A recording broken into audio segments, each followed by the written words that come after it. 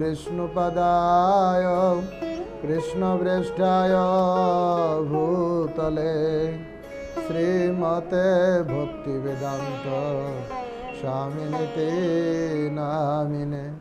नमस्ते सरस्वती देवे गौरवाणी प्रचारिणे निर्विशेष शून्यवादी पाश्चात्य देशतारिणे।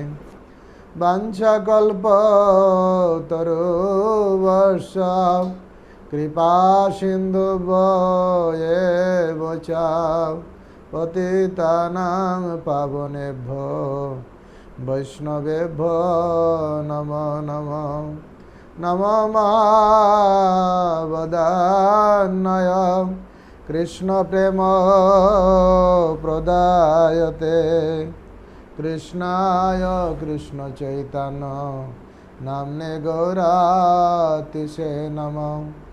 पंचतत्त्वात्मकं कृष्ण भक्तरूप स्वरूपकं भक्तावतारं भक्तखं नमामि भक्तशक्तिकं। हे कृष्ण करुणा सिंधु दीनबंधु जगत्पते गोपेश गोपिकाकांत राधाकांत नमस्तुते। तप्त कांचन गौरांगी राधे वृंदावनेश्वरी वृषभानुसुते देवी प्रणमामि हरिप्रिये। जय श्री कृष्ण चैतन्य प्रभु नित्यानंद श्री अद्वैत गदाधर श्रीवासादि गौरभक्त वृंद। हरे कृष्ण कृष्ण कृष्ण हरे हरे हरे राम राम राम हरे हरे। ओम नमो भगवते वासुदेवाय ओम नमो भगवते वासुदेवाय ओम नमो भगवते वासुदेवाय। नारायणं नमस्कृतं नरं चैव नरोत्तमं देवीं सरस्वतीं व्यासं ततो जयमुदीरयेत्। नष्टप्रायेषु अभद्रेषु नित्यं भागवत सेवया भागवतीरुत्तमश्लोके भक्तिर्भावति नैष्ठिकी। मुखं करोति वाचालं पंगुं लङ्घयते गिरिं यत्कृपातमहं वन्दे परमानन्दमाधवं श्रीगुरुदीनतारिणं श्री चैतन्येश्वरम्। কালকে আমরা শ্রীমদ্ ভাগবতমের কিছু মাহাত্ম্য আমরা শ্রবণ করেছিলাম এবং মঙ্গলাচরণ ব্যাসদেব কৃত মঙ্গলাচরণ আমরা শ্রবণ করেছি। ইষ্ট বস্তু নির্দেশ আশীর্বাদ আর নমস্কার, এই তিনটে শ্লোকে আমরা তিনটে বস্তু নির্দেশ আশীর্বাদ এবং ইষ্টবস্তুর প্রতি নমস্কার, তো এই তিনটে। এরপরে ভাগবতম শুরু হচ্ছে শ্রীমদ্ ভাগবতমের প্রথম স্কন্দের প্রথম অধ্যায়ের 4 নম্বর শ্লোক। নৈমিষে নিমিষ ক্ষেত্রে ঋষয়া সৌনকাদয় সত্রং স্বর্গালোকায়াং সহস্র সমাসতঃ। এক সময় সৌনক আদি ঋষিরা পরমেশ্বর ভগবান এবং তার ভক্তদের প্রীতি সাধনের জন্য বিষ্ণু তীর্থে নৈমিষারণ্যে সহস্র বর্ষব্যাপী এক যজ্ঞ অনুষ্ঠান করেছিলেন। তা আসলে সমস্ত ঋষিরা 60,000 মুনি ঋষিরা যজ্ঞ করার জন্য সমবেত হয়েছিলেন নৈমিষারণ্যে। তো একদিনের ঘটনা, একদিন কি হয়েছিল, যখন তারা প্রাতকালে হুতাগ্নি দিচ্ছিলেন, সেই সময় সুত গোস্বামী সেখানে উপস্থিত হওয়াতে ওনারা প্রশ্ন করেছিলেন, 6টা প্রশ্ন করেছিলেন শৌনক ঋষি। হ্যাঁ, কীভাবে একদা মুনয়া প্রাতুর্হুতাগ্নয়া সৎকৃত সুতমাসিনং প্রপচ্ছামিদমাদরাৎ। তিনি আদরের সঙ্গে শৌনক ঋষি এই সুত গোস্বামীকে প্রশ্ন করেছিলেন। কয়টা প্রশ্ন করেছিলেন? 6টা প্রশ্ন। এই 6টা প্রশ্ন আমরা আলোচনা করব। আসলে শ্রীমদ্ ভাগবতম এই 6টা প্রশ্নের উপর ভিত্তি করে পুরো ভাগবতম আলোচনা হয়েছে। তা যেখানে পদ্মপুরাণে সুন্দর একটা শ্লোক বলা হয়েছে, ভাগবতমটা কি আসলে? ভগবান কৃষ্ণতুল্য ভাগবত বিভু সর্বাশ্রয়, প্রতি শ্লোকে প্রতি অক্ষরে নানা কথা কয়। কৃষ্ণতুল্য ভাগবত, ভাগবত হচ্ছে সাক্ষাৎ কৃষ্ণ থেকে অভিন্ন। তা ভাগবতও যেভাবে পড়তে হয়, প্রথম স্কন্ধ দ্বিতীয় স্কন্ধ, ঠিক যেভাবে ভগবানেরকে দর্শন করতে হয়, মুখপদ্ম দর্শন করার আগে চরণ থেকে ক্রমান্বয়ে উপরে যেতে হয়। তাই এইভাবে ভাগবত হচ্ছে ভগবানের বিভিন্ন অঙ্গর সঙ্গে তুলনা করা হয়েছে। পাদৌ যদেয় প্রথম দ্বিতীয় তৃতীয় তুর্য কথিত যদুর নাভিস্তথা পঞ্চম এব ষষ্ঠ ভুজান্তরাম যুগলং তথা নদৌ কণ্ঠস্থরাজ নবম যদীয় মুখারবিন্দ দশম প্রফুল্লম একাদশ যশ ললাটপট্ট শিরস পিতু দ্বাদশ এব ভাতি। শ্রীমদ্ ভাগবতমের যে বিভিন্ন স্কন্ধ, সেটা ভগবানের বিভিন্ন অঙ্গের সঙ্গে তুলনা করা হয়েছে। তাই বলা হচ্ছে আমি আদিদেব করুণা নিধান। হ্যাঁ, ভগবানের বিভিন্ন অঙ্গ কেমন? প্রথম ও দ্বিতীয় স্কন্ধ ইহার পাদযুগল, ভগবানের পাদযুগল হচ্ছেন প্রথম ও দ্বিতীয় স্কন্ধ। তৃতীয় চতুর্থ স্কন্ধ ইহার উরুদয়, ভগবানের উরুদয়। পঞ্চম ভগবানের নাভিদেশ।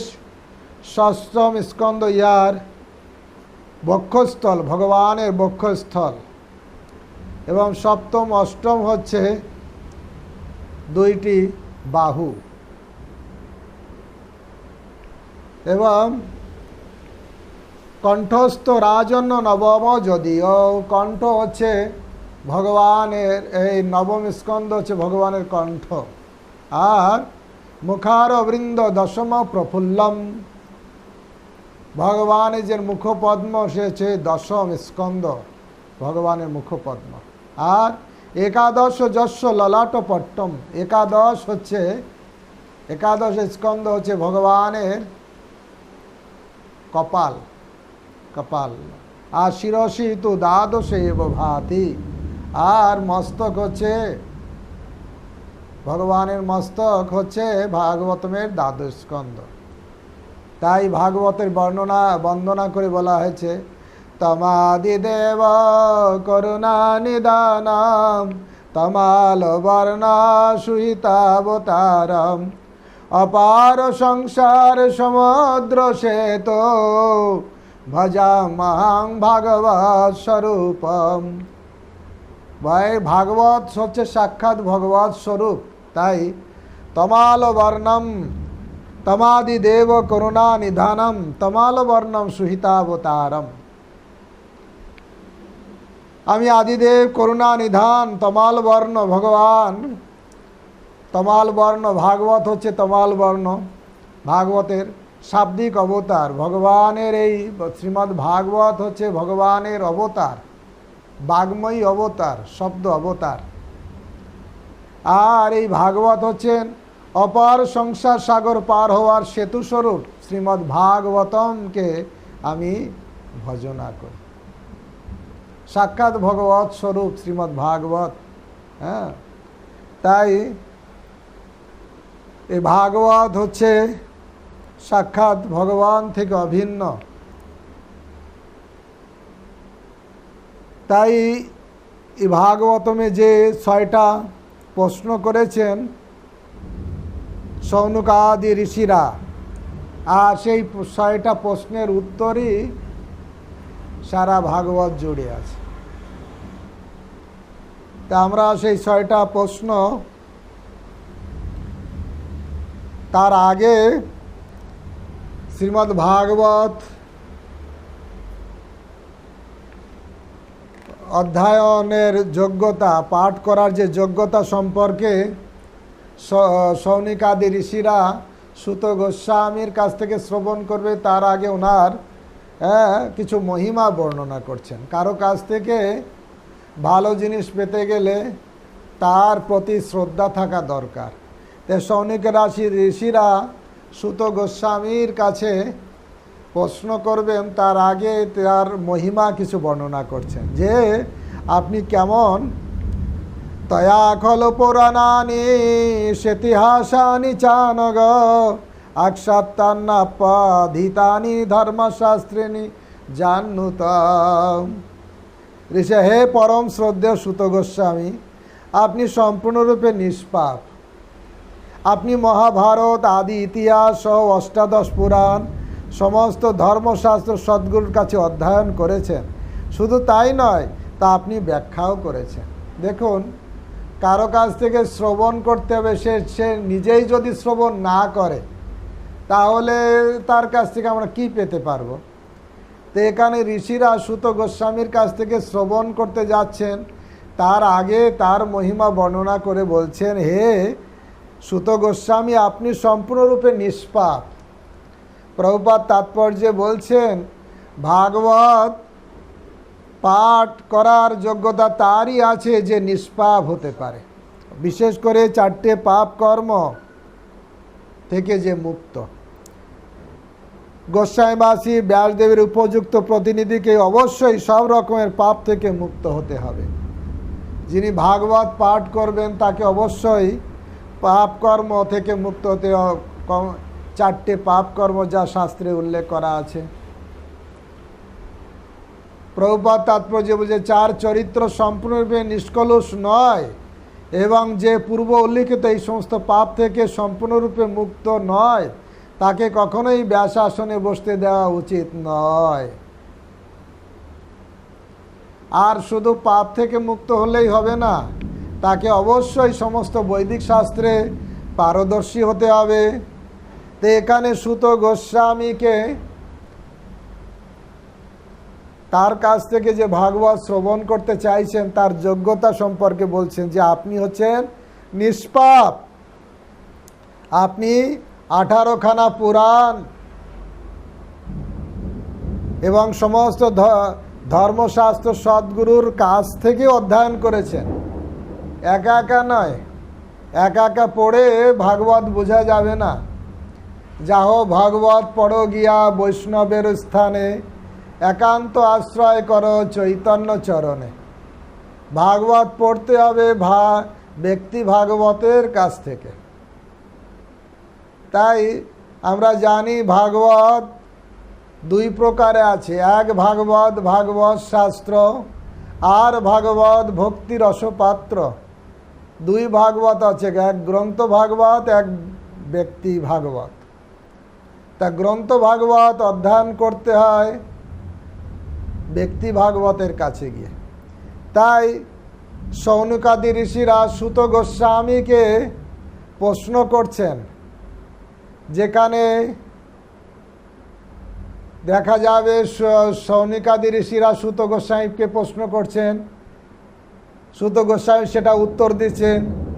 সেইটাই আবার সুত গোস্বামী সুখদেব গোস্বামী পরীক্ষিত মহারাজকে যা বলেছেন সেটার কথা এখানে আসবে। নারদ মুনি ব্যাসদেবকে কি বলেছিলেন সে কথা আসবে। মৈত্র মুনি বিদুরকে যে কথা বলেছিলেন সে কথা আসবে। যুধিষ্ঠির মহারাজকে নারদ মুনি কি বলেছিলেন সে কথা আসবে। এটা সব কাহিনী দেখা যাবে, আসবে এই ভাগবতের ভিতরে।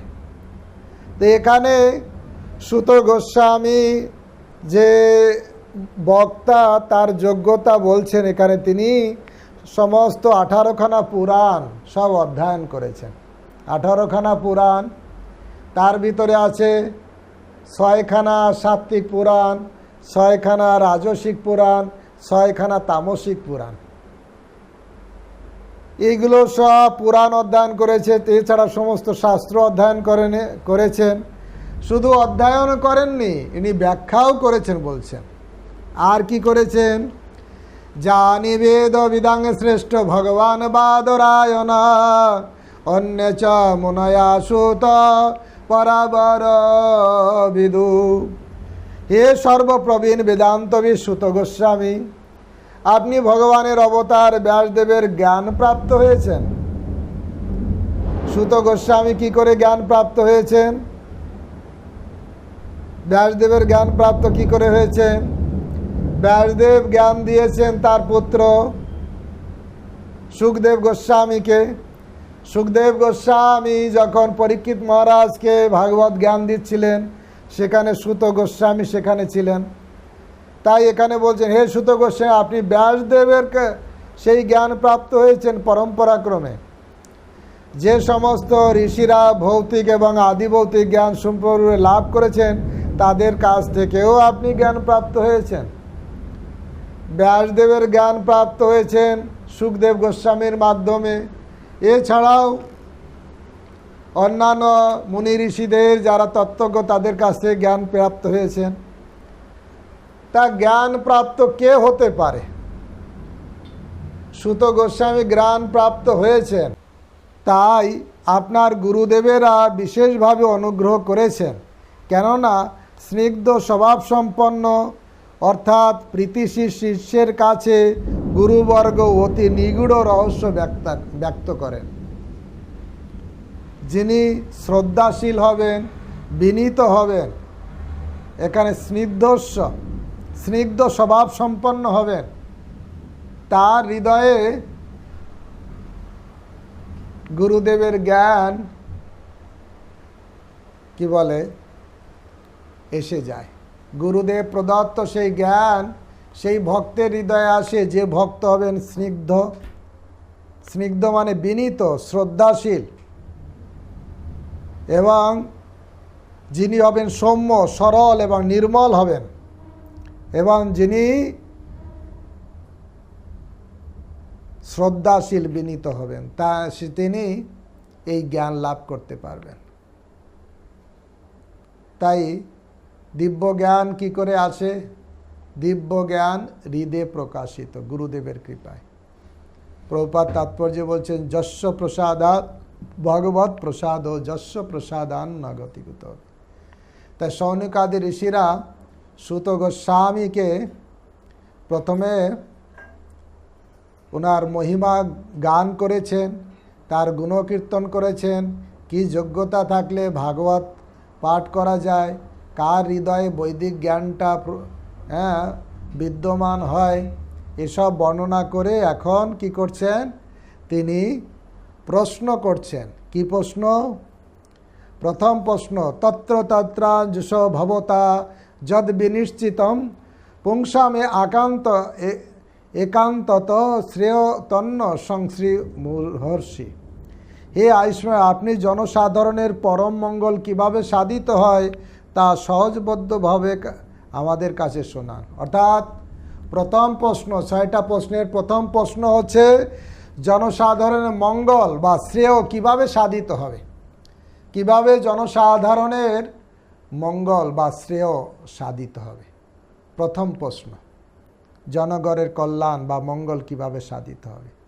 দ্বিতীয় প্রশ্ন হচ্ছে সমস্ত শাস্ত্রের সার কি,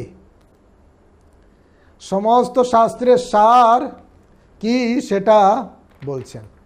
আর সমস্ত শাস্ত্রের সার কি সেটা প্রশ্ন করার আগে উনি আবার একটা বলছেন যে এই কলিযুগের মানুষ যেহেতু অল্পায়ু, প্রায়শই অল্পায়ুষু সভ্য কলাবস্মিন যুগে জনা মন্দা সুমন্দা মতায়া মন্দ ভাগ্য আপদ্রুতা মানুষ অল্প আয়ু আর মন্দভাগ্য সুমন্দা বিভিন্ন রোগ আদির দ্বারা উপদ্রুত, এই রকম দুরবস্থায় সমস্ত শাস্ত্র পড়ে পড়ে বুঝতে পারবে না। তাই আপনি কি করুন, সমস্ত শাস্ত্রের সার 11 নম্বর শ্লোকে দ্বিতীয় প্রশ্ন করেছেন যে সমস্ত শাস্ত্রের সার যেটা, সেটা আমাদের কাছে আপনি বর্ণনা করুন। প্রথম হচ্ছে মানুষের পরম শ্রেয় কিভাবে সাধিত হবে, পরম মঙ্গল কিভাবে সাধিত হবে সেটা বলুন। দ্বিতীয় প্রশ্ন হচ্ছেন সমস্ত শাস্ত্রে, যেহেতু মানুষের আয়ু অল্প, মন্দবুদ্ধি রোগাদির দ্বারা পীড়িত, বেদ বেদান্ত উপনিষদ পুরাণ মহাভারত রামায়ণ সব পড়ে পড়ে সিদ্ধান্ত বুঝতে পারবে না। তাই আপনি সমস্ত শাস্ত্রের সার করে আমাদের বলুন। তাই ভাগবত হচ্ছে সমস্ত শাস্ত্রের সার। ভাগবত পড়লে আর কোনো গ্রন্থ পড়ার দরকার হবে না। সর্ববেদ, কালকে আমি বলছিলাম, সর্ববেদ দধি ভাগবত নবনীত, মথিলেন সুখে খাইলেন পরীক্ষিত। সুখদেব গোস্বামী মন্থন করলেন আর পরীক্ষিত মহারাজ সেটা খেলেন। তাই দ্বিতীয় প্রশ্ন হচ্ছে সমস্ত শাস্ত্রের সার আপনি আমাদের কাছে বলুন, সমস্ত শাস্ত্রের সার। তৃতীয় প্রশ্ন হচ্ছে ভগবান কেন, ভগবান শ্রীকৃষ্ণ কেন এই জগতে অবতীর্ণ হয়েছিলেন সেটা আমাদের কাছে বলুন। তৃতীয় প্রশ্ন, পরমেশ্বর ভগবান শ্রীকৃষ্ণ কেন অবতীর্ণ হয়েছিলেন এই জগতে, গোলক বৃন্দাবন থেকে এই জগতে কেন তিনি অবতীর্ণ হয়েছেন। আমরা ভাগবতে বিভিন্ন জায়গায় দেখি অনুগ্রহানায় ভক্তনাং মানসিং তনুমাশ্রিত ভজতে তাদি সংকীড়া যা শ্রুত্তা তৎবর ভবেত। হ্যাঁ, অনুগ্রহ, ভক্তদের অনুগ্রহ করার জন্য। তার প্রশ্ন হচ্ছে তৃতীয় প্রশ্ন, পরমেশ্বর ভগবান শ্রীকৃষ্ণ কেন এই জগতে অবতীর্ণ হয়েছেন, এটা হচ্ছে তৃতীয় প্রশ্ন। চতুর্থ প্রশ্ন হচ্ছে এই জড়জগতের সৃষ্টি বিষয়ে ভগবান যে কার্য করেন সেটা আপনি বলুন। অর্থাৎ ভগবানের যে পুরুষ অবতার তাদের কথা আপনি বলুন। পুরুষাবতার, পুরুষাবতার হচ্ছে কারণদক্ষায় বিষ্ণু, গর্ভদক্ষায় বিষ্ণু, ক্ষীরদক্ষায় বিষ্ণু। তাই চতুর্থ প্রশ্ন হচ্ছে ভগবানের পুরুষাবতারের লীলা বর্ণনা করুন। ভগবান কিভাবে এই জগতে সৃষ্টি কার্য কলাপ করেন পুরুষাবতার রূপে, সেটা আপনি আমাদের কাছে বলুন। এটা হচ্ছে চতুর্থ প্রশ্ন। পঞ্চম হচ্ছে ভগবানের লীলাবতার এই জগতে এসে যেসব লীলাবিলাস করেন সেটা বর্ণনা করুন। মৎস্য কুর্ম বরাহ পশুরাম বিভিন্ন রাম আদি মূর্তি শুকলা নিয়মেন তিষ্ঠান নানা অবতার মকরদ ভুবনেশু। কিন্তু ভগবানের বিভিন্ন লীলা অবতারে ভগবান যে যে লীলা বিলাস করেছেন সেটা আপনি বর্ণনা করুন। অর্থাৎ লীলা অবতারের কাহিনীগুলো বর্ণনা করুন। এটা হচ্ছে পঞ্চম প্রশ্ন। ষষ্ঠ প্রশ্ন হচ্ছে ভগবান এই জগৎ থেকে যখন চলে যান, ধর্ম কার আশ্রয় গ্রহণ করল? ব্রুহি যোগেশ্বরে কৃষ্ণে ব্রহ্মণি ধর্ম কর্মণি সংকাষ্ট মনুধ পেতং ধর্ম কং শরণম গত। পরম ব্রহ্ম যোগেশ্বর শ্রীকৃষ্ণ সম্প্রতি তার নিত্যধামে অর্ধধান রূপ অপ্রকট লীলায় প্রবেশ করলে সনাতন ধর্ম কার শরণাপন্ন হলো তা আমাদের কাছে বলুন। অর্থাৎ ভগবান এই জগৎ থেকে চলে গেলেন তখন অপ্রকট লীলায় প্রবেশ করে সনাতন ধর্ম কার শরণাপন্ন হলো, যার উত্তর তৃতীয় অধ্যায়ে দেওয়া হয়েছে। কৃষ্ণ সধামে উপগতে ধর্ম জ্ঞানাধিবিসহ কলৌ নষ্ট মিষাদিশ পুরাণর্ক অধুনা উদিত। কৃষ্ণ সধামে কৃষ্ণ সধামে চলে গেলেন, তাহলে ধর্ম জ্ঞানাধি সহ চলে গেলে এই ভগবানের শাব্দিক অবতার শ্রীমদ্ ভাগবত উদয় হয়েছে। পুরাণর্ক অধন উদিত।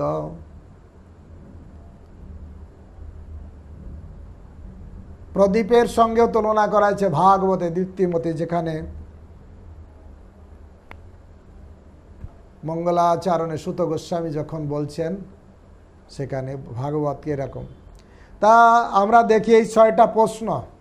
কি 6টা প্রশ্ন? প্রথম প্রশ্ন যে মানুষের পরম মঙ্গল কিভাবে সাধিত হবে, শ্রেয় কিভাবে সাধিত হবে সেটা। দ্বিতীয়টা হচ্ছে সমস্ত শাস্ত্রের সার কি, সেটা আপনি আমাদের কাছে বলুন। তৃতীয় প্রশ্ন হচ্ছে ভগবান এই জগতে কেন তিনি আবির্ভূত হন, কেন তিনি ভগবান পরমেশ্বর ভগবান শ্রীকৃষ্ণ কেন এই জগতে এসেছেন। চতুর্থ প্রশ্ন হচ্ছে ভগবান পুরুষাবতারে কি কি লীলা করেছেন, কারণদেশায় বিষ্ণু, গর্ভদেশায় বিষ্ণু, ক্ষীরোদকশায় বিষ্ণু, কীভাবে সৃষ্টিকার্য হয়েছে। পঞ্চম প্রশ্ন হচ্ছে ভগবান বিভিন্ন লীলাবতারে যেসব লীলাবিলাস করেছেন সেটা আপনি আমাদের কাছে বলুন। পঞ্চম প্রশ্ন। ষষ্ঠ প্রশ্ন হচ্ছে ভগবান এই জগৎ থেকে চলে গেলে সনাতন ধর্ম কার শরণাপন্ন হলেন।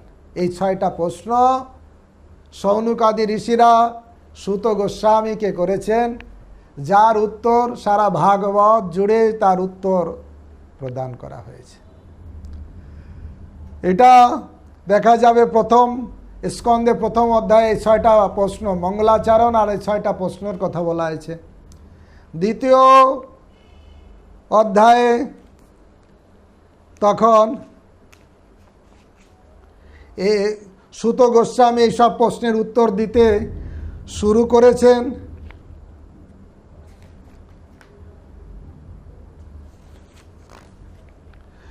শুরু করে তিনি তার গুরুদেবের বন্দনা করছেন, সেটা বলছেন। রোমহর্ষ মুনি উগ্র সুত গোস্বামী ব্রাহ্মণদের এই প্রশ্নের উত্তর দেওয়ার পরিতৃপ্ত হয়ে খুব সুন্দর খুশি হয়ে গেলেন। এত সুন্দর প্রশ্ন বচস্তেষাং প্রবক্তম উচ্চক্রমে। তিনি তখন এই সব 6টা প্রশ্ন করেছেন, তার উত্তর দিতে চেষ্টা করলেন, শুরু করলেন। শুরু করার আগে সুত গোস্বামী তার যে গুরুদেব, তার গুরুদেবকে সুখদেব গোস্বামীর বন্দনা করেছেন। কি বন্দনা করেছেন?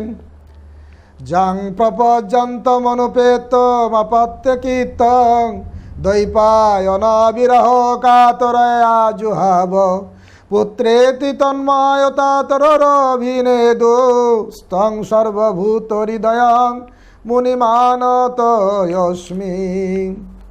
তিনি এখন এর আগে আমরা শুনলাম সৌনক ঋষি সুত গোস্বামীর বন্দনা করে তার কাছে প্রশ্ন জিজ্ঞাসা করেছেন, আর সুত গোস্বামী সেই প্রশ্নের উত্তর দিতে গিয়ে তার গুরুদেবের বন্দনা করছেন। আর সেখানে বলছেন, আমি সেই মহর্ষি সুখদেব গোস্বামীকে আমার প্রণতি নিবেদন করছি, যিনি সমস্ত জীবের হৃদয়ে প্রবেশ করতে পারেন। তিনি যখন সন্ন্যাস অবলম্বন করার জন্য উপনয়ন অনুষ্ঠানে হওয়ার আগেই গৃহত্যাগ করে চলে যাচ্ছিলেন, তখন তার পিতৃদেব শ্রী ব্যাসদেব বিরহ কাতর হয়ে তাকে হে পুত্র বলে আহ্বান করেছিলেন। তখন তার ভাবনায় বৃক্ষরাজিও বিরহ কাতর হয়ে পিতার ব্যথার ব্যথিত হয়েছিলেন। সুখদেব গোস্বামীর গুণগান করছেন এখানে সুত গোস্বামী, তার গুরুদেবের বন্দনা করতে যে গুরুদেবের গুণগান করছেন, যে আমার গুরুদেব ওনার ব্রাহ্মণ কি পৈতা হওয়ার আগেই, তিনি জন্মগ্রহণের পরেই তিনি চলে যাচ্ছিলেন। তখন ব্যাসদেব তার পিছনে পিছনে পুত্ররে বলে তার বিরহ কাতর হয়ে তাকে ডাকছিলেন। আর ব্যাসদেবের এই কাতরে বৃক্ষরাজিরাও পর্যন্ত বিম্বল হয়েছিলেন। বৃক্ষরাজি বিরহ কাতর পিতার ব্যথায় ব্যথিত হয়েছিলেন। আসলে শাস্ত্রে বলছে যে বিরহ কাতর কেন হয়েছিলেন? এই জড়জাগতিক মানুষের মতন পুত্রের বিরহে কাতর নয়। উনি চেয়েছিলেন, ব্যাসদেব চেয়েছিলেন আমার পুত্র জন্মগ্রহণ করেছে, সে ব্রহ্মজ্ঞান লাভ করেছে, কিন্তু সে ভাগবতের জ্ঞান পায়নি। আর শুধু ব্রহ্মজ্ঞানে ধর্মের আসল তত্ত্ব বোঝা যাবে না। যেরকম আমরা দেখি মহাপ্রভু রামানন্দ রায়ের সঙ্গে যখন কথোপকথন হচ্ছে, পড়ো শ্লোক সাধ্যের নির্ণয়, রায় কয় স্বধর্মাচরণে বিষ্ণু ভক্তি হয়, প্রভু কয় ইহ বাহ্য। স্বধর্মাচরণ করলেই বিষ্ণু ভক্তি হবে তা নয়, এ বাহ্য। আগে কহো আর। রায় কয় কৃষ্ণে কর্মার্পণ, কৃষ্ণের উদ্দেশ্যে কর্ম করলেই হবে। প্রভু কয় ইহ বাহ্য, আগে কহো আর, এটাও হবে না। রায় কয় স্বধর্ম ত্যাগ সর্বসাধ্য সার, প্রভু কয় ইহ বাহ্য, শুধু স্বধর্ম ত্যাগ করলেও হবে না, এটাও বাহ্য, আগে কহো আর। রায় কহে জ্ঞান মিশ্রা ভক্তি সর্বসাধ্য সার, ব্রহ্মভূত প্রসন্নাত্মা ন শোচতি ন কাঙ্ক্ষতি। সেখানে কবিরাজ গোস্বামী রেফারেন্স দিয়েছে ব্রহ্মভূত স্টেজ হলে ভক্তি শুরু হয়। প্রভু বলে ইহ বাহ্য, ব্রহ্মভূত জ্ঞান হলেও হবে না, ইহ বাহ্য, আগে কহো আর। রায় কহে জ্ঞান শূন্য ভক্তি। তখন শ্রীমদ্ ভাগবতমের শ্লোক রেফারেন্স দিচ্ছেন, ব্রহ্মা যেটা বলেছিলেন, জ্ঞানে প্রয়াসমদপস্য নমন্ত এব সম্মকৃত ভবদীয় বার্তা স্থানে স্থিতা শ্রুতিগতাং তনুবাং মনবি জিত জিতয়পি ত্রৈলোক্যহম। ব্রহ্মা ভগবানের উদ্দেশ্যে স্তব করেছেন। সেই শ্লোকে বলছেন জ্ঞানের অহংকার থেকে মুক্ত হয়ে কায় মনোবাক্যে ভগবানের কথা শ্রবণ করতে হবে। তাহলে স্থানে স্থিতা, সেখানে যেখানে আমরা আছি, ব্রহ্মচারী গৃহস্থ বানপ্রস্থ সন্ন্যাসী, যে যেখানে আছি না কেন, সেখানে থেকেই আমরা ভগবানকে লাভ করতে পারব। এই কথা যখন রামানন্দ রায় বললেন জ্ঞান শূন্য ভক্তি সর্বসাধ্য সার, শ্রবণের কথা আছে এখানে, তখন বললে ইয় হয়। তাই সুখদেব গোস্বামীর বিরহে কাতর হয়েছিলেন, কারণ ব্রহ্মজ্ঞান প্রাপ্ত হয়েছেন, ভাগবত জ্ঞান পাননি। আত্মারামর্শ মুনায় আত্মারাম পর্যন্ত তাদেরকেও আকর্ষণ করে ভগবানের কথায়। তাই সুখদেব গোস্বামীকে এই ভাগবত কথা দেওয়ার ইচ্ছায় তিনি পুত্রের পিছনে পিছনে পুত্ররে পুত্ররে বলে ডাকতে ডাকতে গিয়েছিলেন। পরবর্তীকালে চলে গেলেন তো সুখদেব গোস্বামী, আসলেন না। তাই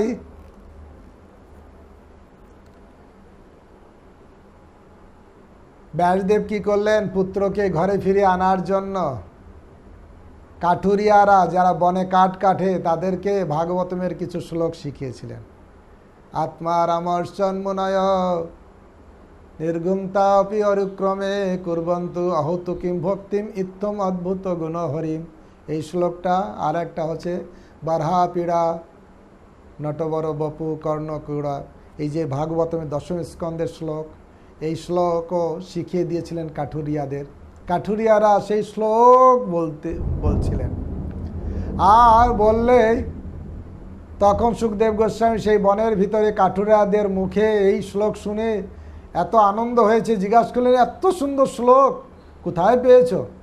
তখন বললেন আমাদের গুরুদেব তো আপনার পিতা, তা উনার কাছ থেকে আমরা পেয়েছি। তখন সুখদেব গোস্বামী আবার বাড়িতে ফিরে আসেন সেই ভাগবত জ্ঞান লাভ করার জন্য, যখন মুক্ত পুরুষরাও পর্যন্ত আকৃষ্ট হয় ভগবানের কথায়। আর তাহলে এত উন্নত এই ভাগবত কথা। তাই বলছেন সুখদেব গোস্বামীকে তখন ব্যাসদেব এই ভাগবত কথা শ্রবণ করিয়েছিলেন। তাই এই সুখদেব গোস্বামী বর্ণনা করতে যেয়ে বলছেন যে তিনি যখন বনে যাচ্ছিলেন, ব্যাসদেব তার বিরহে কাতর হয়ে তাকে ডাকছিলেন। তাই দ্বিতীয় বন্দনায় বলছেন, জংসানুভাব অখিল শ্রুতমসারমেকম বন্ধাদ্বদীপমতিতীর্যতমন্ধম সংসারিণাং করুণয়া পুরাণ গুজ্জম তং ব্যাস শুনো প্রণয়ামি গুরুং মণিনাম। সেই গুরু ব্যাস শুনো, ব্যাসদেবের পুত্র, তাকে প্রণাম করি। কাকে? যিনি সংসাররূপ গভীর অন্ধকার উত্তীর্ণ হওয়ার অভিলাষী বিষয়াসক্ত মানুষদের কাছে কৃপা করে যিনি স্বীয় প্রভাব জ্ঞাপক, সমস্ত বৈদিক জ্ঞানের সারভূত অনুপম আত্মতত্ত্ব প্রকাশক দীপ সদৃশ। ওখানে ভাগবত এক জায়গায় বলেছে সূর্যের মতন, এখানে বলা আছে দীপ, দীপ সদৃশ।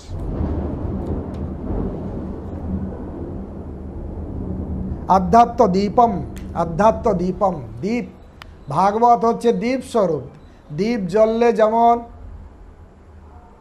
আলোকিত হয়, সূর্য উদয় হলে যেমন আলোকিত হয়, ঠিক সেরকম। তাই এখানে পুরাণ অর্ক, সেখানে বলা হয়েছে সূর্যের সঙ্গে, এখানে বলা হয়েছে দীপ সদৃশ। সর্বপুরাণ রহস্য শ্রীমদ্ ভাগবত বলেছিলেন। আমার সুত গোস্বামী বলছে, আমার গুরুদেব এই বিষয় আসক্ত মানুষের তাদের কৃপা করার জন্য বৈদিক শাস্ত্রের সার এই শ্রীমদ্ ভাগবত সর্বপুরাণ তিনি বলেছিলেন। সেই মুনিগণের গুরু, বড় বড় মুনিদেরও গুরুদেব সুখদেব গোস্বামী, যিনি হচ্ছে ব্যাসতনয়, তাকে আমি আমার সশ্রদ্ধ প্রণতি নিবেদন করি। তারপরে এখানে তিনি মঙ্গলাচরণ, তিনি প্রণাম করছেন, ব্যাসদেবকে প্রণাম করছেন। নারায়ণং নমস্কৃত্যং নরং চৈব নরোত্তমং দেবীং সরস্বতীং ব্যাসং ততো জয় মুদিরয়েৎ। এভাবে নারায়ণ, পরমেশ্বর ভগবান নারায়ণ সর্বশ্রেষ্ঠ নরনারায়ণ ঋষি ব্যাসদেব, সরস্বতী, তাকে প্রণাম নিবেদন করে তিনি সুত গোস্বামী বলতে শুরু করেছেন। বলতে শুরু করেই প্রথমেই যে সুন্দর প্রশ্ন করেছেন, প্রশ্নের গুণগান করছে। জেনাত্মা সুপ্রসিদতে, আত্মার প্রসন্নতা হয় যে প্রশ্ন শ্রবণ করে। তাই বলছে, মুনয়া সাধু পৃষ্ঠং ভগবত ভক্তির লোকমঙ্গলম যৎকৃষ্ট কৃষ্ণ সংপ্রশ্ন জেনাত্মা সুপ্রসিদতে। হে ঋষিগণ, আপনারা আমাকে যথার্থ প্রশ্ন জিজ্ঞাসা করেছেন, আপনাদের প্রশ্নগুলো অতি উত্তম হয়েছে। সুত গোস্বামী বলছেন, কেননা সেগুলো কৃষ্ণ বিষয়ক। এই জগতের মানুষ অনেক রকম প্রশ্ন করেন।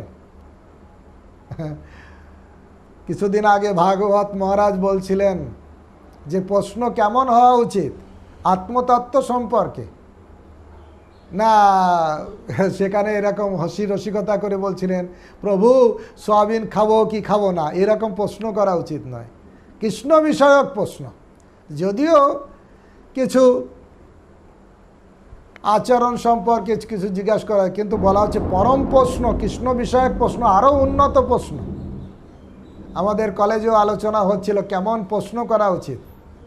ছোট নর্মাল প্রশ্ন না করে কৃষ্ণ বিষয়ক উন্নত প্রশ্ন করা উচিত। কারণ জীবন খুব কম সময়, এই অল্প সময়ে তত্ত্ব জ্ঞান লাভ করার জন্য উত্তম প্রশ্ন করে জিজ্ঞাসা করে তার উত্তর লাভ করা উচিত। তাই এখানে সুত গোস্বামী ঋষিদের প্রশংসা করছেন, কেননা যৎকৃত কৃষ্ণ সংপ্রশ্ন, আপনাদের প্রশ্নগুলো ছিল কৃষ্ণ বিষয়ক প্রশ্ন। ভগবত ভক্তির লোকমঙ্গলম, এই সমস্ত প্রশ্ন জগতের মঙ্গল বিধান করে। শুধু নিজেদের মঙ্গল হয় না, জগতে সবার মঙ্গল বিধান করে যদি কৃষ্ণ বিষয়ক প্রশ্ন। তাই প্রশ্ন করা উচিত, কে আমি, কেন মোর, যারে তাপত্রয়, ইহা নাই জানি মোর, কইছে হিত হয়। আমি কে, কোথা থেকে এসেছি? সনাতন গোস্বামী প্রশ্ন করেছেন। অর্থাৎ ব্রহ্ম জিজ্ঞাসা, ব্রহ্ম বস্তু সম্পর্কে জিজ্ঞাসা করা। এখানেও প্রশ্ন করছেন 6টা প্রশ্ন। জীবের মঙ্গল কি করে হবে, সমস্ত শাস্ত্রের সার তত্ত্ব কি, ভগবান কেন আবির্ভূত হয়েছিলেন, পুরুষাবতারে কি লীলা করেছেন, লীলাবতারে কি লীলা করেছেন, আর ভগবান এই জগৎ থেকে চলে গেলে ধর্ম কার আশ্রয় গ্রহণ করলো। এসব সুন্দর সুন্দর প্রশ্ন যা ছিল পুরো কৃষ্ণ প্রশ্ন, যে প্রশ্নতেই পুরো ভাগবত এসে গেছে। তাই বলা আছে যৎকৃত কৃষ্ণ সংপ্রশ্ন, জেনাত্মা সুপ্রসিদতে, আত্মা সম্পূর্ণ প্রসন্নতা লাভ করে। প্রশ্নতেই প্রসন্নতা এসে যায়, আত্মার প্রসন্নতা। তো এইরকমই প্রশ্ন করা উচিত। যে তাই প্রথম সুত গোস্বামী ঋষিদের প্রথম প্রশ্নের উত্তর এই অধ্যায়তেই দিচ্ছেন। দ্বিতীয় অধ্যায় প্রথম প্রশ্নের উত্তর দিচ্ছেন। কি প্রশ্নের উত্তর ছিল? প্রশ্ন ছিল কি, জনসাধারণের পরম মঙ্গল কিভাবে সাধিত হবে, প্রথম প্রশ্ন। সেই প্রশ্নের উত্তর দিতে যেয়ে বলছেন, সবই পুংসা পর ধর্ম যাতর ভক্তির অদক্ষ যে অহতু কি অপ্রতিহতা জয়াত্মা সুপ্রসিদতে। সবই পুংস পর ধর্ম, সেটা হচ্ছে পরম ধর্ম, যেটা হচ্ছে যতর ভক্তির অদক্ষ, যদস্ক কৃষ্ণের প্রতি যে ভক্তিটা হবে, অন্য কারো প্রতি নয়। যা ভক্তি পুরুষোত্তমে, শুধুমাত্র কৃষ্ণের প্রতি ভক্তি করা দরকার।